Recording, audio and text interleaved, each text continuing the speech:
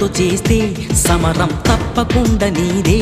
విజయం కష్టపడితే రాదా, ఫలితం పదరా సోదరా.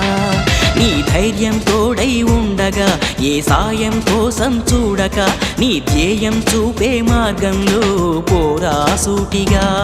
ఏ నాడు వెనకడుగేయక, ఏ అడుగు తడబడనీయక, నీ గమ్యం చేరేదాకా దూసుకుపోరా సోదరా. పట్టుదలతో చేస్తే సమరం తప్పకుండా నీదే.